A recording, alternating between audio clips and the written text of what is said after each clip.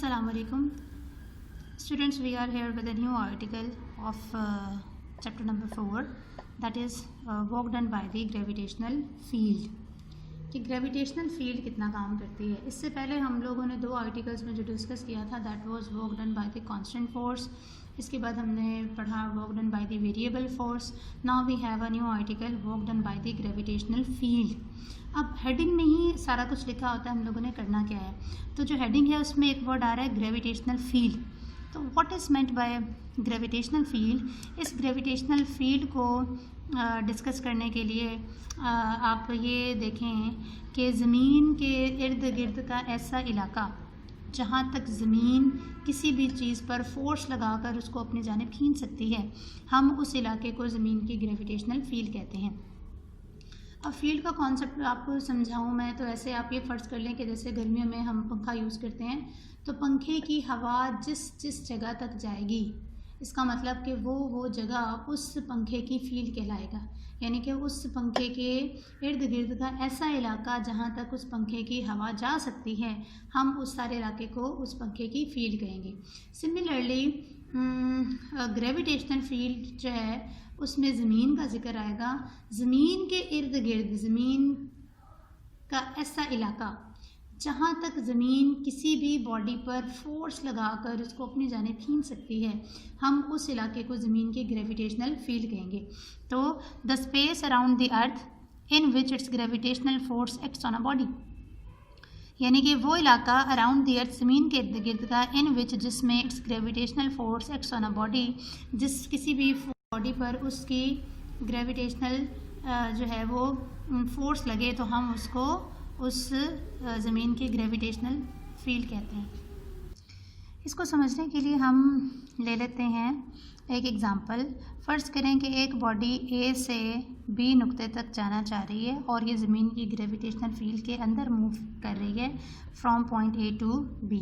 इसका मतलब कि जो एरो है मोशन का वो मैं इस डायरेक्शन में लगाऊंगी। हम सपोज़ कर लेते हैं कि ये जो बॉडी है ये हाइट एच पर जा रही है, यानी कि फ्रॉम ए टू बी ये बॉडी हाइट एच पर जाना चाह रही है। अब ए से बी तक पहुंचने के लिए हमारे पास तीन डिफरेंट किस्म के रास्ते हैं, तीन पाथ्स हैं। पहला रास्ता तो ये है कि बॉडी ए से बी डायरेक्ट मूव कर जाए इन अ कर्व। सेकेंड पाथ हम ये ले सकते हैं कि पहले बॉडी जाए ए से डी पर, फिर बॉडी जाए डी से बी पर। एक रास्ता हो गया, this is path 1, this is path 2। तीसरा रास्ता ये है कि बॉडी पहले जाए पॉइंट सी तक और फिर यह मूव करे सी से बी तक। तो ये हो गया मेरा पाथ नंबर 3। तो इस ए से बी तक जाने के लिए हमारे पास तीन पाथ्स हैं, या तो body along the curve move कर जाए, या path number 2 A D B चला जाए, या पाथ नंबर 3 तैयार कर ले ए सी बी। तो हम अब क्या करते हैं, हमने आज इन तीनों पाथ्स का वर्क डन कैलकुलेट करना है using F T cos theta, और उसके बाद हम तीनों पाथ्स को चेक करेंगे कि क्या तीनों पाथ्स का जो वर्क डन आया है वो इक्वल आया है या नहीं आया। तो उससे फिर हम कुछ इन्फरेंसेस निकालेंगे, कुछ जो रिजल्ट्स हैं, कॉन्सिक्वेंसेस हैं, वो हम देखेंगे। तो वी शैल डिस्कस इंशाल्लाह लेटर ऑन। सबसे पहले हम इख्तियार करते हैं पाथ 2। सबसे पहले हमने पाथ 2 क्यों इख्तियार किया, पाथ 1 थोड़ा सा ज़रा डिफरेंट है, तो हम पहले पाथ 2 पाथ 3 करेंगे and then we will come to path 1। Path 2 में अगर आप गौर से देखें बेटे, तो ये जो पाथ है ये मज़ीद दो हिस्सों में तकसीम हो गया है। Firstly body will go from A to D and then D to B. इसका मतलब कि मैं लिख सकती हूँ work done in moving the body from A to B is equal to the work done in moving the body from A to D plus work done in moving the body from D to B। यानी कि मैंने दो path elements में इसको तकसीम कर दिया, A से D एंड देन D से B। तो ये मैंने यहाँ लिख दिया। अब जब बॉडी A से D तक जाएगी तो इसका जो डिस्प्लेसमेंट है वो तो है आगे, फ़र्ज़ करेंगे बॉडी इसका डिस्प्लेसमेंट है आगे, मगर इसके ऊपर जो ज़मीन ग्रेविटेशनल फोर्स लगा रही है वो है डाउनवर्ड। तो डिस्प्लेसमेंट में और फोर्स में एंगल बन जाएगा 90 डिग्रीज़। तो WA/B को मैं F की बजाय FG लिखूँगी क्योंकि ये ग्रेविटेशनल फोर्स है। साथ में मैं डिस्प्लेसमेंट का D लगाऊँगी, साथ में cos थीटा की जगह मैं 90 लिख दूँगी, ठीक है, plus. Now the body is moving from D to B। जब बॉडी D से B पर जा रही है तो फ़र्ज़ करेंगे है बॉडी ये जब मूव कर रही है ऊपर की जानिब तो डिस्प्लेसमेंट है इसका ऊपर, मगर इसके ऊपर जो ज़मीन फोर्स लगा रही है वो है नीचे की जानिब। तो इस केस में दोनों के दरमियान का जो एंगल है वो है 180 डिग्रीज़, एक कम ऊपर हो गया एक कम नीचे। तो इस केस में जब मैं इस work done D to B को लिखूँगी तो फोर्स की जगह मैं लिखूँगी FG क्योंकि ये ग्रेविटेशनल फोर्स है। साथ में D की बजाय मैं लिखूँगी हाइट, क्योंकि हमारा डिस्प्लेसमेंट यहाँ से यहाँ तक h के बराबर है। तो मैं यहाँ पर लिख देती हूँ हमारा वर्टिकल डिस्प्लेसमेंट h के बराबर है, तो मैं यहाँ लिख दूँगी h। साथ में आएगा cos थीटा की जगह पर आई विल पुट 180 डिग्रीज़। अब cos 90 आपको देता है 0, तो इसका मतलब कि A से D तक जाने में बॉडी ने कोई काम नहीं किया। cos ऑफ 180 बेटे आपको कैलकुलेटर पर देता है -1, तो इसका आंसर आ जाएगा FGH -1। अब FG जो होता है यानी कि ग्रेविटेशनल फोर्स वो हमारे पास बराबर होती है mg के। तो ये वैल्यू जब मैं इसमें पुट करूँगी तो work done in moving the body from A to B is equal to FG की जगह मैंने डाला mg, एज के लिए 7 लगा दिए एज, और ये जो माइनस है ये इसके साथ मैं यहाँ मल्टीप्लाई कर दूँगी। इसका मतलब कि हमारे इस केस में पाथ 2 में जो काम हुआ है उसकी वैल्यू है -mgh। अब बेटे हमने क्या करना है, हमने पाथ नंबर 3 को जो है वो फॉलो करना है। तो पाथ जो 3 है उसकी हेडिंग दे देते हैं पाथ नंबर 3। पाथ 3 के वर्क डन को मैं लिख सकती हूँ work done in moving the body from A to C and then C to B। इसका मतलब कि जो वर्क है in moving the body from A to B वो 2 हिस्सों में तकसीम कर लिया मैंने। किस किस में, work done in moving the body from A to C plus work done in moving the body from C to B। अब मुझे इस पाथ का और इस पाथ का अलग-अलग वर्क निकालना है, सिमिलर बिल्कुल उसी तरह से जैसे हमने पहले निकाला, और हमने इसको फिर सॉल्व करना है।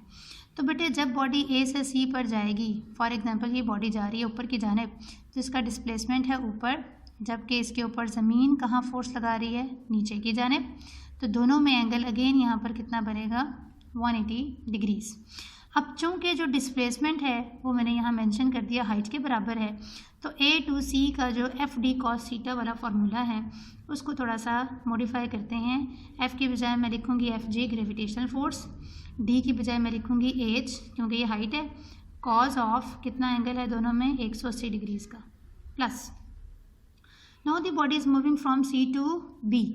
जब बॉडी C से B पर जाएगी तो गौर करें ये अगर बॉडी मूव कर रही है इसका मतलब इसका डिस्प्लेसमेंट है फॉरवर्ड डायरेक्शन में, मगर ज़मीन इसके ऊपर जो फोर्स लगा रही है वो है नीचे की जानिब, दोनों में एंगल 90।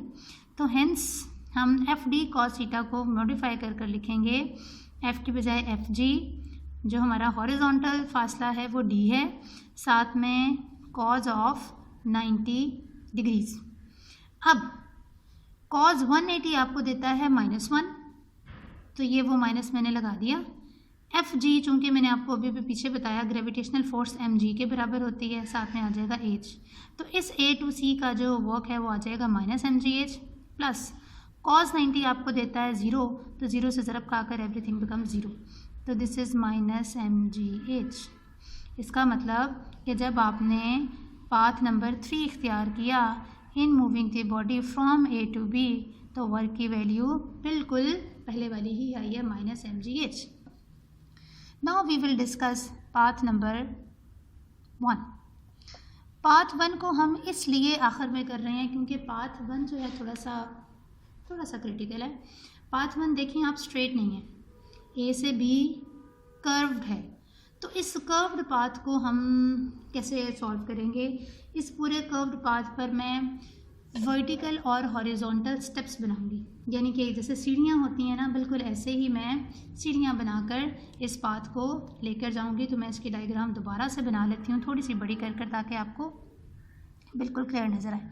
फ़र्ज़ करें कि ये हमारा वो पाथ था, मैंने बिल्कुल वैसा बनाने की ट्राई की है, ठीक है। This is A and this is B, ठीक है। मैं इसको वर्टिकल और हॉरिजॉन्टल स्टेप्स में तकसीम कर देती हूँ।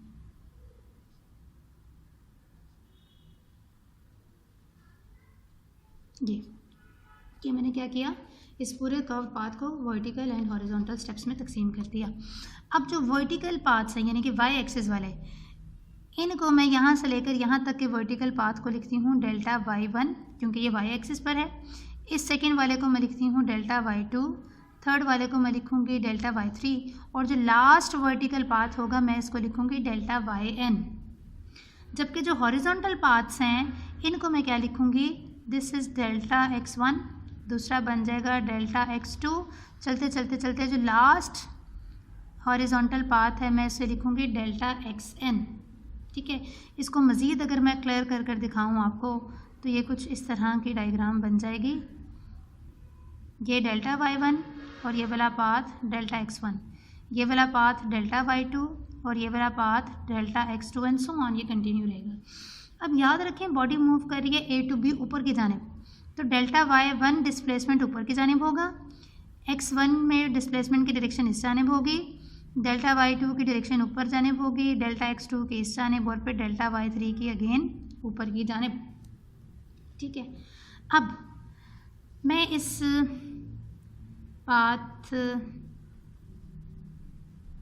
1 का जो वर्क है, work done in moving the body from A to B, मैं इसको डिवाइड कर सकती हूँ दो हिस्सों में, work done along the horizontal paths plus work done along the vertical paths, ठीक है। मैंने इसको लिख दिया work done along the horizontal paths and work done along the vertical paths. अब जब मैं हॉरिजॉन्टल पाथ्स को डिस्कस करूँगी, हॉरिजॉन्टल आ जाता है पहला पाथ यहाँ से लेकर यहाँ तक, बॉडी मूव कर रही है आगे की जानिब, डेल्टा x1 की डायरेक्शन है आगे।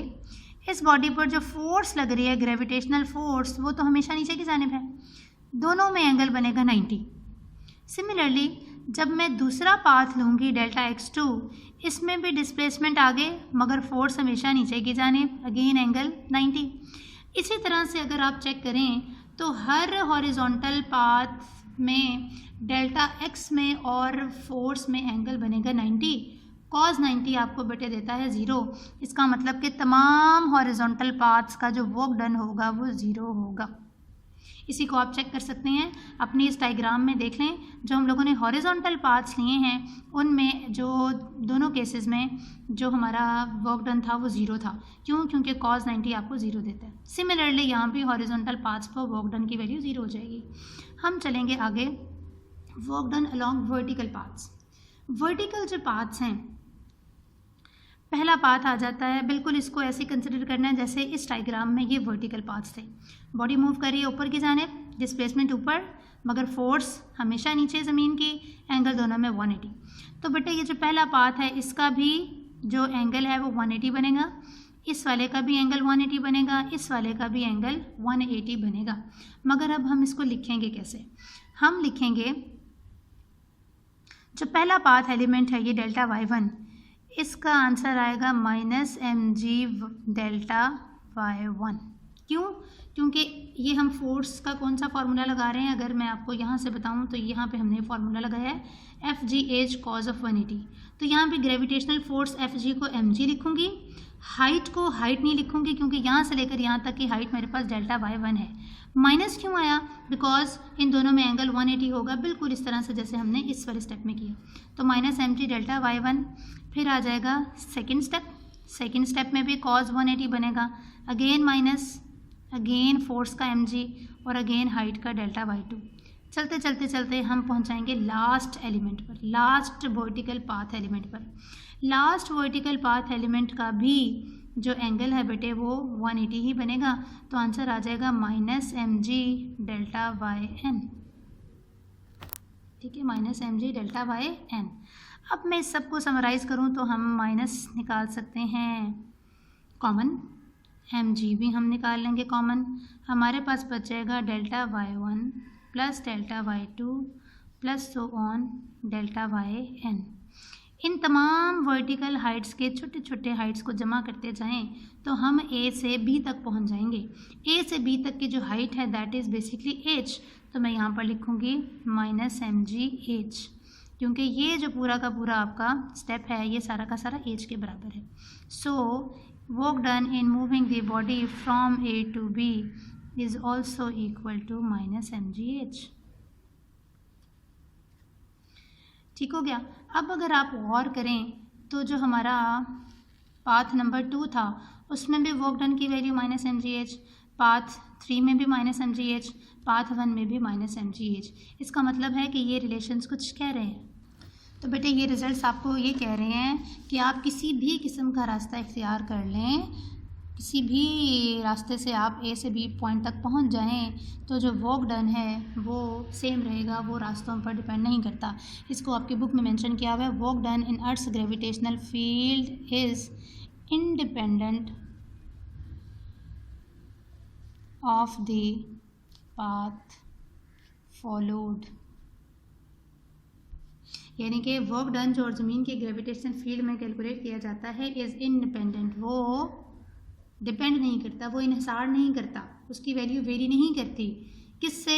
ऑफ द पाथ, उस रास्ते से फॉलोड जो कि इख्तियार किया गया, यानी कि बॉडी ने जो रास्ता इख्तियार किया है, जो पाथ फॉलो किया है, उस पाथ पर ज़मीन की ग्रेविटेशनल फील्ड के अंदर किया गया काम इन्हिसार नहीं करता, मुनसर नहीं होता, इंडिपेंडेंट होता है। आप जिस भी रास्ते से जाएंगे वर्क की वैल्यू सेम होगी।